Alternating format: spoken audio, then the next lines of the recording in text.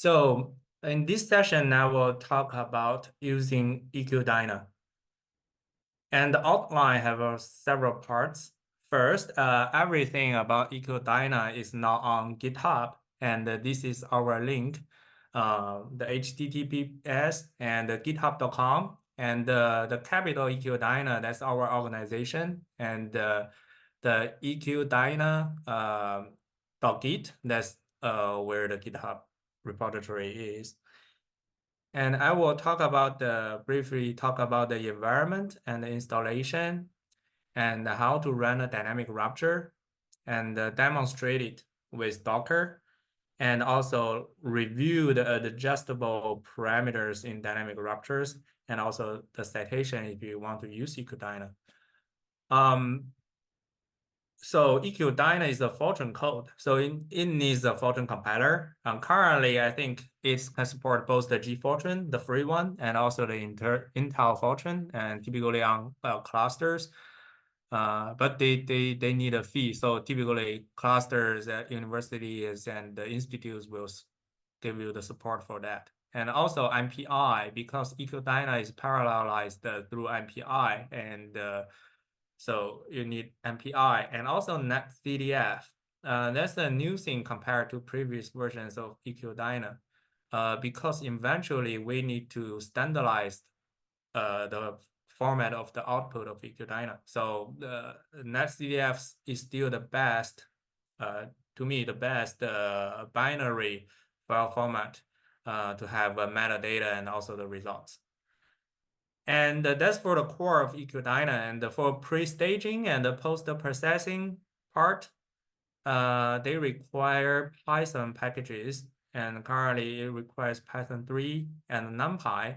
So this is an annoying thing because sometimes when one Python package updates itself, it requires a higher version of another one, but another package doesn't know that. So currently the matplotlib, that's the main plotting library in Python, requires NumPy over 1.2. But some systems, they don't update it. That may cause the issue. And matplotlib, that's the main plotting package in Python. And xarray, that's a really good package to manipulate NetCDF data and to visualize them too. Okay, this is about the environment. And now I will talk about the installation. So currently, EQdyna supports installation on Ubuntu system. And the Ubuntu system is now really popular, and I think a lot of medium scale clusters are using Ubuntu. Even some HPC clusters are using it too. And we have a script called ubuntu.env.sh, and on the right shows the details in it. Basically, it will install some necessary computing environments for EQdyna. And to install EQdyna later, and I put all the command lines here. So you need to git clone GitHub, and then you need to use this script, install bar eqdyna.sh, and you can choose machines. Currently, it supports Ubuntu and LS6. LS6 is a HPC clusters at UT Austin I'm using. And then you can just run this Python 3 test all to install and test everything. Also, EQdyna supports the installations through Docker desktop. So Docker is the container technology that is really popular now. I think it's also very useful and saves time. So Docker desktop is an application or is a software. It's much like a CD player. And then the software will be baked into the Docker image. It's much like a CD disk. So it frees users from installations of software. So as long as you have the image, the CD disk, you can put it in the CD player Docker desktop and write it, and then you can use your application. So to run EQdyna, you simply need these two command lines, the bolded fonts. Docker pull Dunyu/EQdyna. The Dunyu/EQdyna is the Docker image name of EQdyna. We have been publishing this Docker image as with the GitHub updates too. And to run it, you just use the second command line. I will demonstrate it later. It's really good for developer and the small scale applications. Also, it supports the installation on HPC clusters, and we can port it to other systems. Because EQdyna is really for high scale, large scale computing. And currently in my ground motion applications, I use 10,000 CPUs, and it can further scale because we haven't done another scaling test for EQdyna for a while, but it's really efficient for 10,000 CPUs, and we can scale it further as long as you have enough computing resource. Currently, EQdyna is ported to HPC cluster Lone Star 6 at Texas Advanced Computing Center, TAC, at the University of Texas at Austin. And so the installation is pretty similar, and install EQdyna.sh, and we choose LS6. If you want to port EQdyna to other systems, we're happy to help you with that. And basically, you need to modify this install EQdyna.sh and also the make file. But it's better we can chat about this later if you want to port it to your system, if it is not a Ubuntu system or you don't want to use Docker. So to run a dynamic rupture now is kind of standardized. There are 4 steps, and first you need to create a case.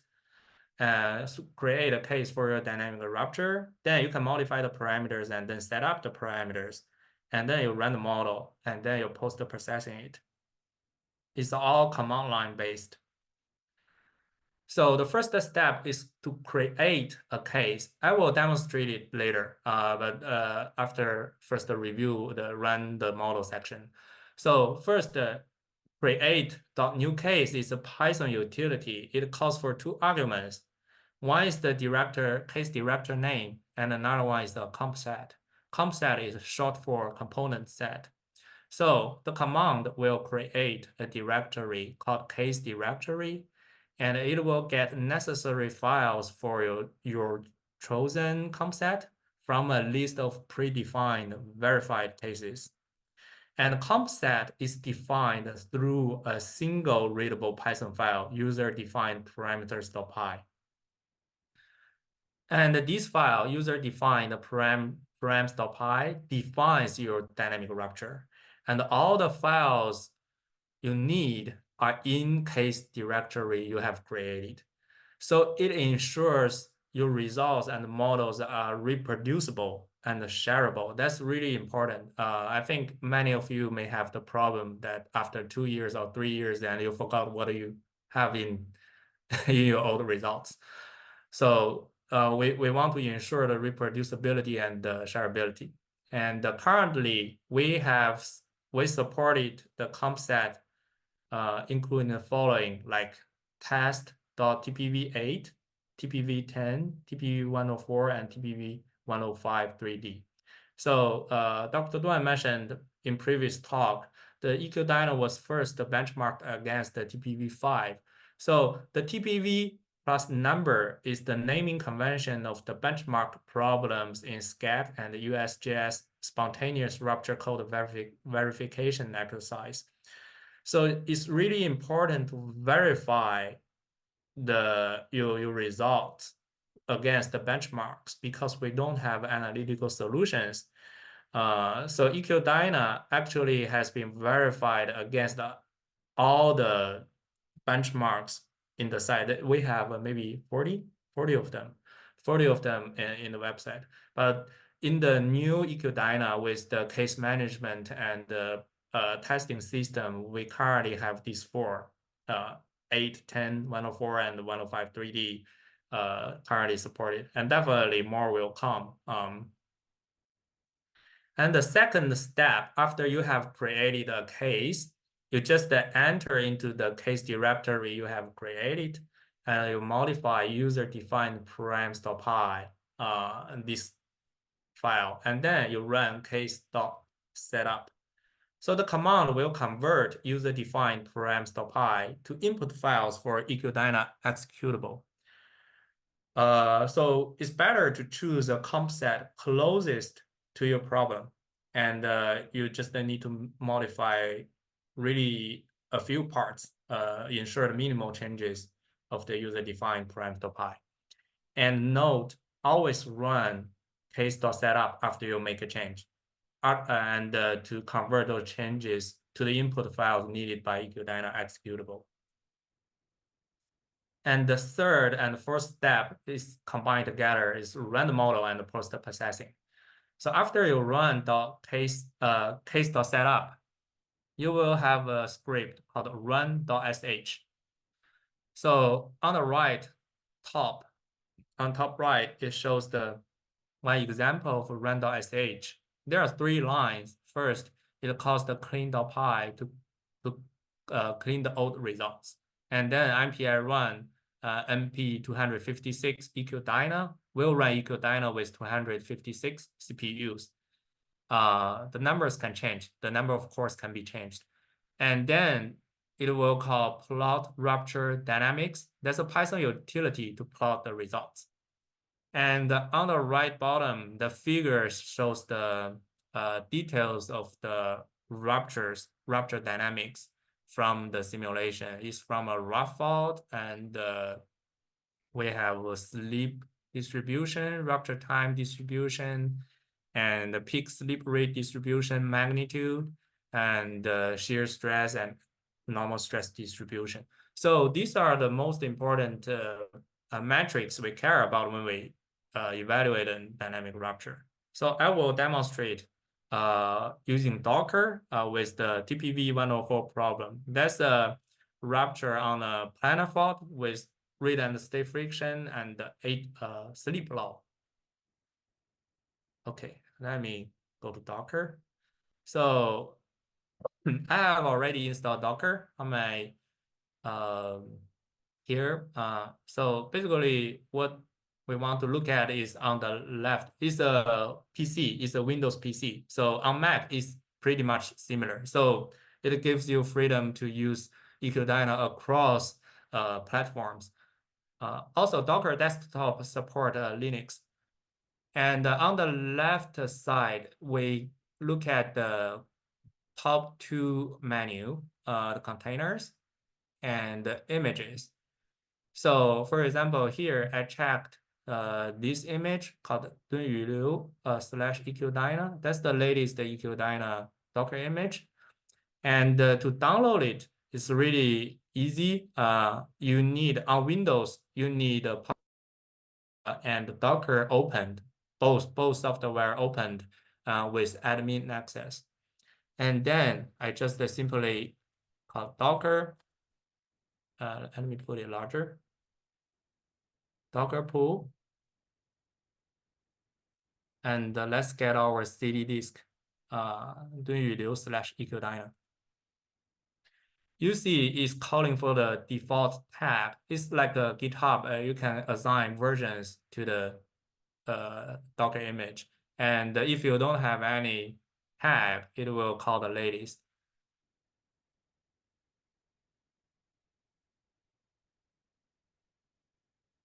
Okay. Okay, here it is. So you see here are some information about it. Because I have already downloaded to my PC to save time, you see the image is already up to date. And then we need to call the second command, docker run. And you can see the details of this command in the slide. We will share it with you later, and it is also on the GitHub. So we Docker run it, and we want to convert the image and play it and convert it to a container. So container, we can give it a name. For example, we call it EQdyna demo. And then we need this command to link my local drive to the some space inside of the container. So this command line, I will just create this one. So these details we can talk about it later if you are interested in using Docker. And at the last, you need to tell what image you want to use. So this image, I want to use Dunyu/EQdyna. You see now we are in this one. It's like a Linux, and the username is called EQ. That's created for the Docker image. So we can stop here. We go back to our Docker desktop.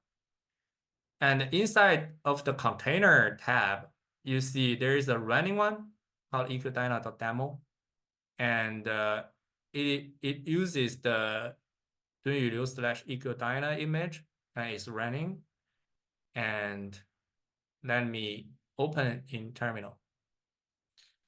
If you type bash, I like to use a bash shell. So if you type bash, we get into the environment. If you list, you see there is only EQdyna. So that's the EQdyna GitHub repository with EQdyna installed already.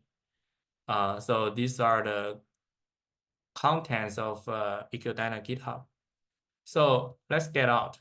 We can already use EQdyna now. So if you have already installed EQdyna on Ubuntu or other HPC systems, the later part will be much similar how to use it.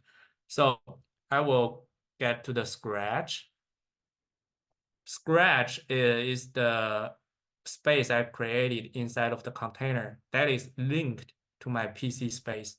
And here it is, the Scratch. You see, I have a file called test.test and EQdyna.demo. Okay, now let's create new case. So I want to create a new case, and I want to assign a folder name, maybe just to call it ABC. And then the second argument is the comp set, preset comp set we want to choose. So I choose this one, test.tpv104. We have a list of this comp set. And then, okay, if you list again, you see there is an ABC coming out. If you see the ABC and list, excuse me. So you see these are all these necessary files you have created for this case.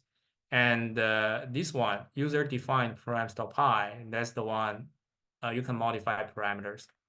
And then I will just run the second step. Assume I have changed some parameters and run setup. Okay, you see some information printed out at the bottom. For example, the estimated total cells in the model is 200K, and it may require 1.4 gigabytes memory. Those are rough estimates. And then if you list again, there are more files here. So for example, we have several more files starting with the B letter and ending with the TXT format. That's the input file required by the EQdyna executable. And also there's the new one called run shell. If I vi run.shell, you see here the 3 lines we have talked about. And you see here it will use 4 CPUs. And to run it is really straightforward. I just run bash run shell. Because this is a newly created container, it may take 30 seconds to initialize it. But later the model should run immediately.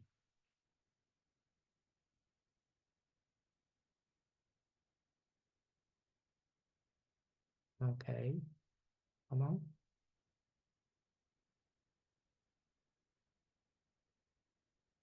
So the good thing about Docker is we can run, for example, here is another one, EQdyna.test I created 2 months ago, and I run it. I can also create a new case that's separate from the other container I just created. Create a new case, maybe ABC again, test.tpv104. So you see there's the ABC here, and okay, let's go back. You see, because I heard my computer humming, so the model is running. So we run the model to 5 seconds, and this part is the post-processing. It has already, for example, here, post-processing these two results and generating rupture dynamic figures and also generating restart file. So we have introduced the restarting mechanisms in EQdyna that ensures that if your model fails at some point, you can restart it. So if you list again, you see there are more results. There are body results. Those are time series of displacements and stresses for the alt-fault stations required by SCAG format, and also this fault .txt file. Those are the on-fault stations, results on on-fault stations. Okay, to interact with the results, let's go back to my local PC directory work scratch. You see we have ABC here. And if you go down a little bit, you see this. We look for figures, those are PNG files, and they're all starting with the letter C for easy navigation. And if I click it,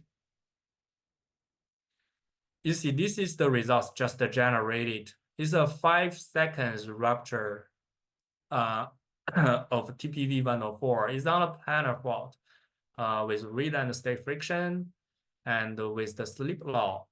You see this is the slip distribution. The peak slip is at the center with 6.4 meters. And this is the rupture time contour in every 0.05 seconds. And this is the peak slip rate on the fault that has achieved over the 5 seconds. And also the magnitude is calculated here. You see the shear stress, and there is the shear stress rupture front. Before the rupture arrives, you have high shear stress.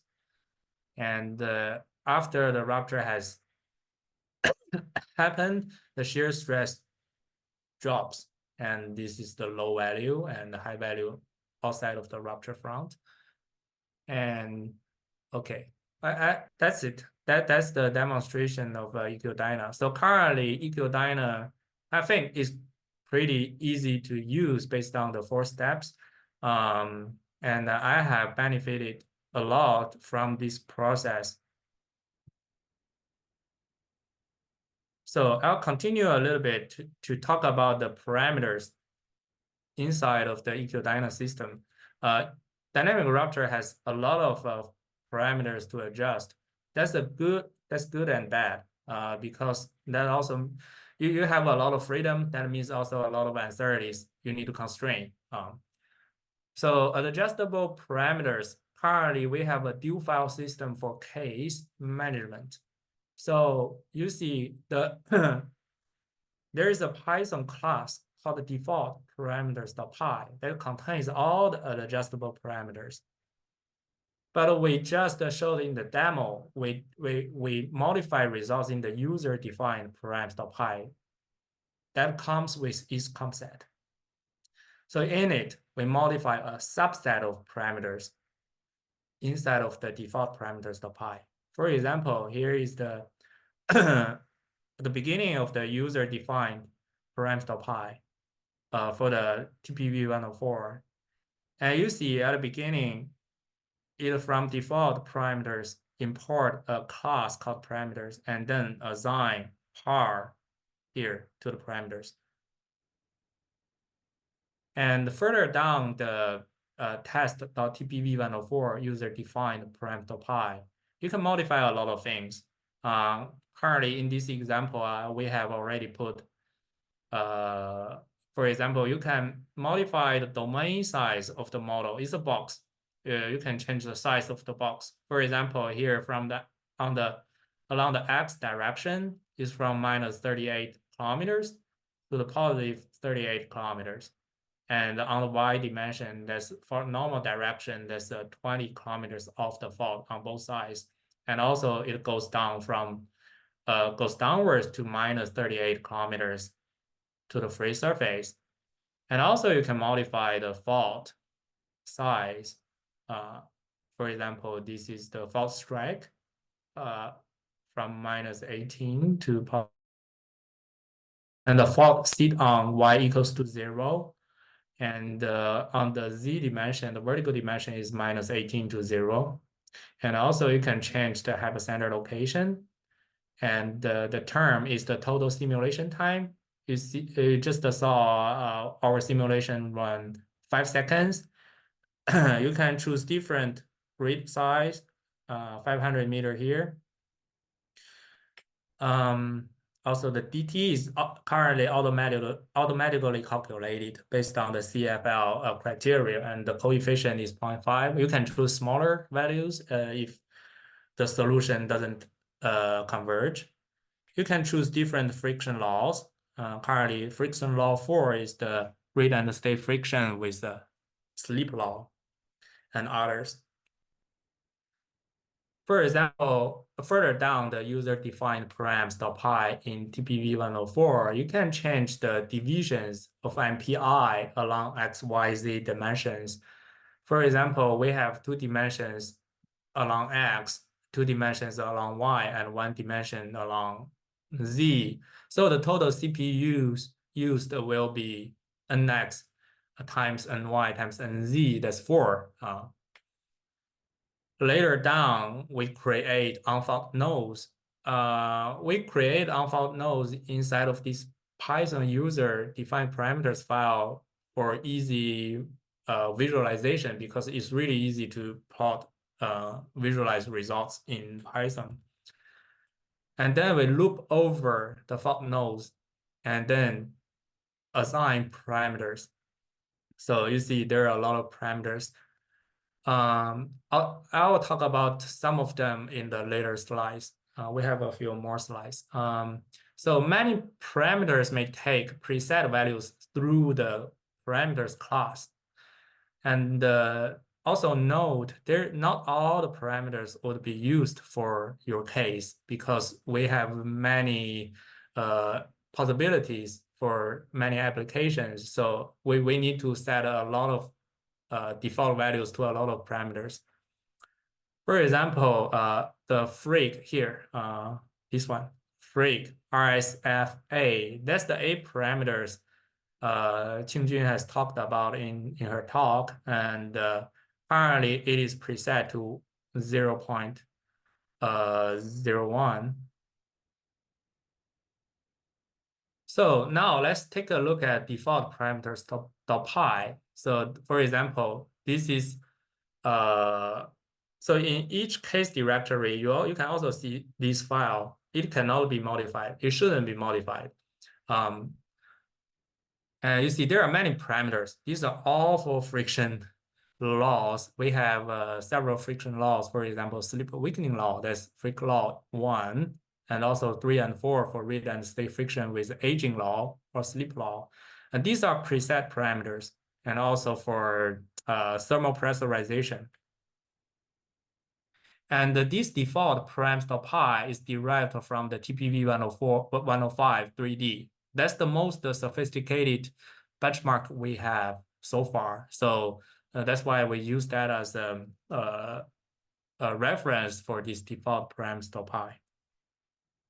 Also, you can change material properties. Currently, we support homogeneous velocity structure and also 1D layered velocity structure. Previously, we modify all this information in the Fortran code, but now we separate the modification are confined inside of the Python file. But for 3D complex velocity structures, still we need some ways to further develop it because it involves the MPI parallelization. For example, if you have 100 CPUs and 1,000 CPUs, that may mean different parallelization of your velocity structures too. And also the default system controlling parameters. Because we are expanding our functionalities of EQdyna.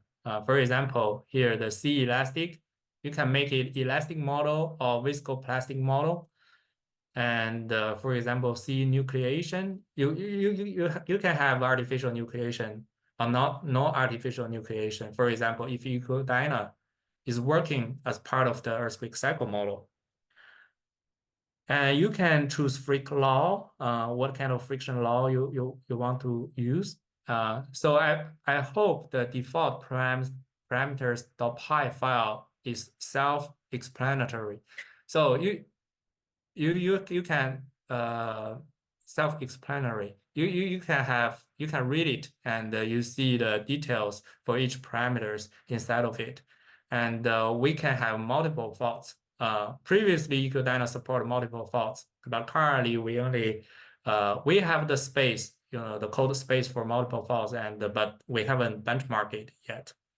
Also, you can insert a fault type. For example, in my ground motion application, I need fractal fault, fractal roughness on the fault interface. So currently, we have 3 types of choices. You don't do anything, that's a planar fault.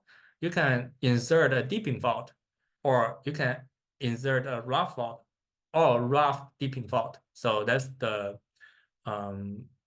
choices now, and we have Python utilities to generate the fractal fault surfaces. And you can choose the seed ID. So that's the integer numbers. As long as you choose one number, your results will be reproducible, but the surface will be random. Fault surface will be random. Also, you can choose whether to output plastic strain results, or if you want to output the ground motion results. So at scale, all the ground motion station results on the stations on the fault surface. So this is a slide for DR for GM. I will leave it here. So it will process the results from ground motion results from EQdyna at scale. And this is one product from this whole producing chain. So the fault roughness here and the rupture dynamics from EQdyna. And also this one is on the surface. That's the surface response spectrum acceleration at a period 0.4 seconds. So you can see this is a rough fault. The fault strike changes, and this is the ground shaking. And also the PGA scaling versus the station distance. And about citation, currently we put these 4 citations here. If you want to use EQdyna, and you may cite these 4 papers, or the first are master sites, and the later 2 you can choose one of them. Typically, I think 3 citations would be enough. And these are the technical milestones for EQdyna. That ends my demo talk. So maybe we can, so if anyone has questions or if there's anything unclear, and we can chat about. Yeah, thank you, Dunyu. I guess we are over time here for our agenda, but I guess we can continue without limits. Let's see. Do you have plans for the next parts like the future directions and Oh yeah, collaboration? maybe I'll just take 2 more minutes to talk about the future. Yeah, we can talk about that and then open up the stage for the audience to ask questions. Sure, sure. Let me see, where is my... So it's just one slide. Oh, wow, 2 slides. Okay, here it is. So it's really nice to have everybody join us today. And I think the future of EQdyna depends on our developers and our users too. So I hope, I think that's also the hope of our development team. So to build a community for around EQdyna, and if possible, we want to host the annual virtual workshop in summer like this. So virtual workshop would be most efficient for everybody because we are spanning across the globe. And if you have any issues about EQdyna, and we hope you can post the issues and communicate with us on GitHub. The goal is to leave marks for others too, because if you have the problem, others may have the problem too. So it also saves us time if the problem are the same. And about the developing philosophy of EQdyna, so we want minimal dependency on third-party tools because we have many dynamic rupture code in the community, but not all of them are easy to use or even easy to install. That's the issue, and I think that's the part we want to differentiate us from them. And so we want minimal dependency on third-party tools. So we are building robust testing system and case management system. That's the lessons I learned from the climate modeling community. It's really helpful and to standardize the our work and your work if you use EQdyna. And also stable functionality is the thing we want to ensure. For example, if you use EQdyna, and we are using EQdyna, we don't want, for example, after 5 years of development, and the code cannot reproduce results. That would be a headache, an issue we don't want to have. And also about the synergy and collaboration. And it could be scientific and technical. I think we hosted this virtual workshop. You must be interested in using EQdyna or learning about it and using your research. And we hope there could be this community could be a resource for you and for us, and to open some doors for collaborations, both scientific and technical. For example, the ground motion application is mostly scientific and engineering, but there are also technical advancement needs to be made, like we have previously discussed in the discussion about the meshing issue. So the new growth thrives when rooted in strengths. And we hope your time is precious and our times are precious too. So if you spend effort on this, it will be built on top of something already strong, and it can grow further. And there is a new benchmark, fresh new. We just got it from our leader, from Ruth Harris, I think less than a week ago. It's about a benchmark on shallow deep thrust earthquake. And it needs some development of the code and to accommodate to that model. But if anyone is interested, definitely, especially students or early career scientists, we can collaborate on these. And if you lead effort, I think our team will agree that you will be the leader in this benchmark for EQdyna too. Yeah, there are many possibilities with EQdyna. I think that's I'll just end this part here. And yeah. let's open the Yep. let's Yep, open that's for figured.